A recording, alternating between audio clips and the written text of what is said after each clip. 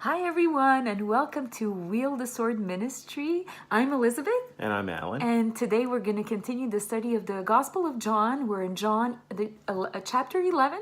We'll start at verse 45.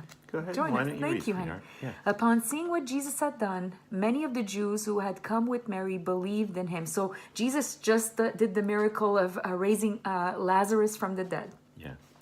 But some of them went back to the Pharisees and told them what Jesus had done, of course. So Don't there's you find that interesting, sweetheart? Here you have two different reactions to Jesus performing a profound miracle. Yeah. This man's Very- been dead for 4 days. And, a lot of people obviously believed in Jesus, Yeah. but there was some negative response. Yeah. We had people Same thing tattletaling. today. Yeah, they weren't happy with that. Exactly. What do you think the spiritual leaders' mentality was of Jesus? Oh my gosh. Think they were wanted- happy? No, jealous. They wanted to kill him, and yeah. Yeah. So Alright, the read on. chief, so the chief priests and Pharisees called a meeting of the council and said, "What are we to do? For this man performs many signs, many miracles." And again, they're saying this not in a positive context. no, They're they saying wanna- they're upset with they're the really- fact yeah. that he's showing himself to be There's God. a lot of Yeah. jealousy in there, I'm sure. And they don't want to lose their job Exactly, security. their titles, and if we let him alone to go on like this, everyone will believe in him and adhere to him, and the Romans will come and suppress and destroy and take away our holy place and our nation. So at least- they're doing it for that reason, right? Yeah. At least they're being open and honest about their dishonesty. Yeah, and, they are.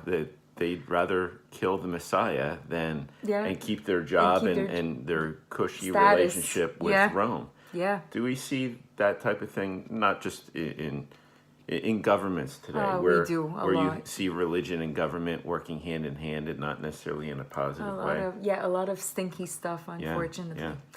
But one of them, Caiaphas, Caiaphas, yeah. so hard to That's pronounce, who was the high priest that year, declared, "You know nothing at all," he said. Let's see what he says. "Nor do you understand or reason out that it is expedient and better for your own welfare that one man should die on behalf of the people than that the whole nation should perish." How funny.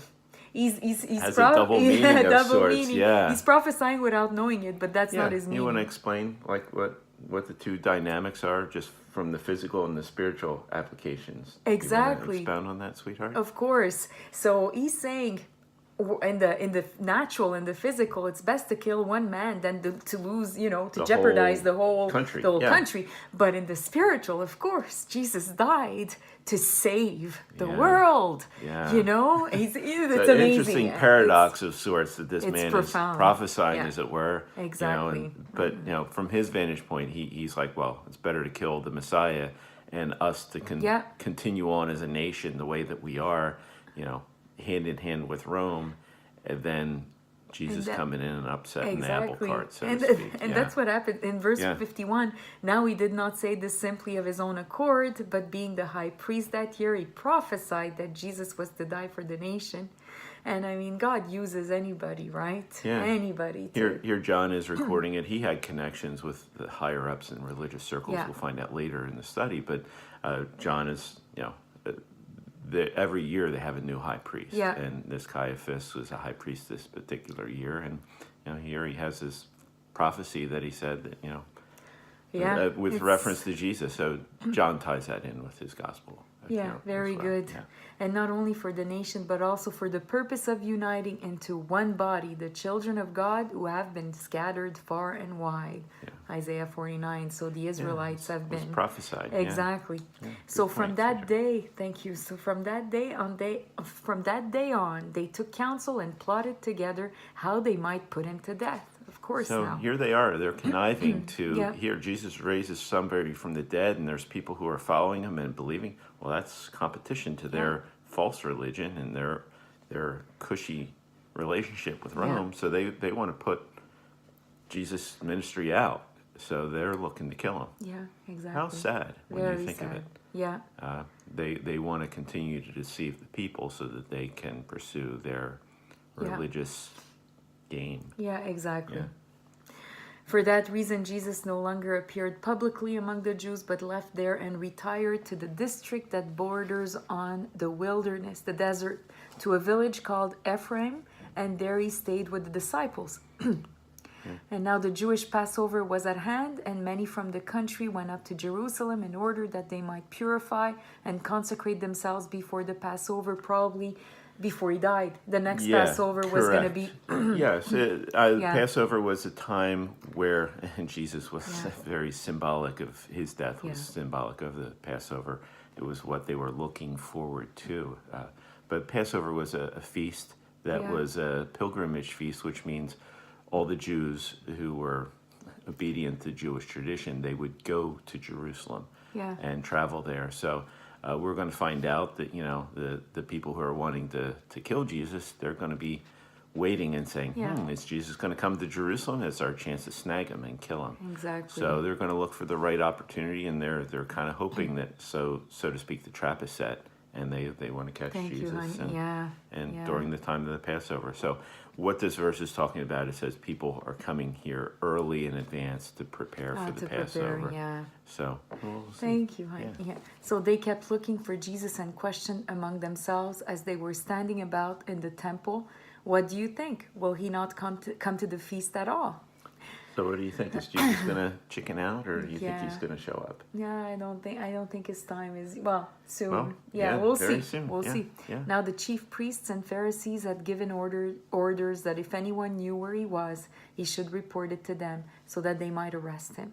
Yeah. So we'll jump in chapter 12. So they put word out. They want to arrest Jesus, and so they're putting word out. Hey, if you have a chance to know where he is, let us know. Who do you think might tattletale on him? Let's see. Maybe one of his own. Yeah.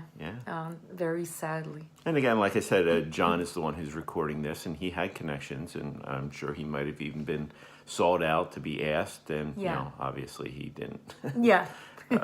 Turn in Jesus, but they were ambitiously looking to find him so that they could find a convenient time to arrest him and kill him. Yeah.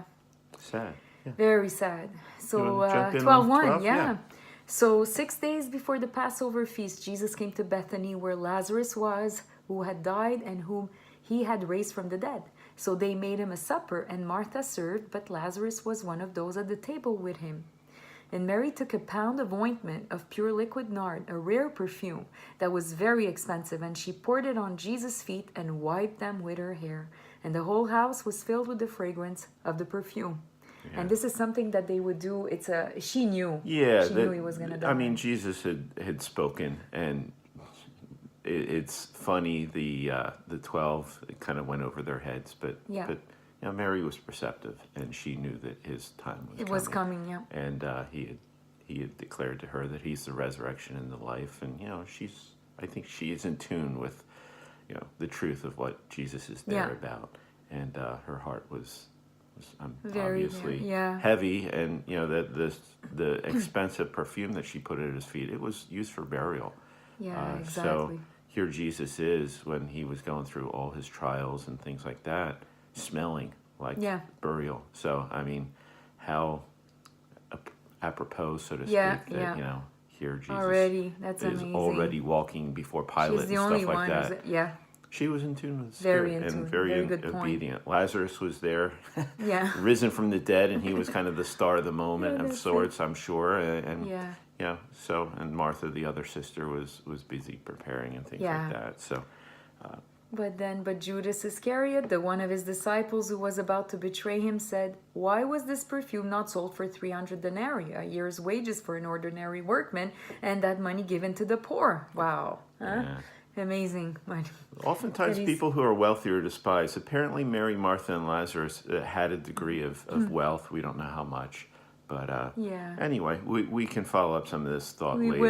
But we'll find out Judas is a thief. Yes. And so stay tuned. We'll have future teachings, and we're glad to share with you. Yeah, very glad. Thank you. We're grateful for you. I hope you're blessed. And we have a new Facebook page called Wield the Sword Ministry. Yes, check us out. Share with a friend. And on YouTube as well. We're glad to bring the word to you. I hope you're blessed. And all to the glory of God. Walking closer with the Lord all the time.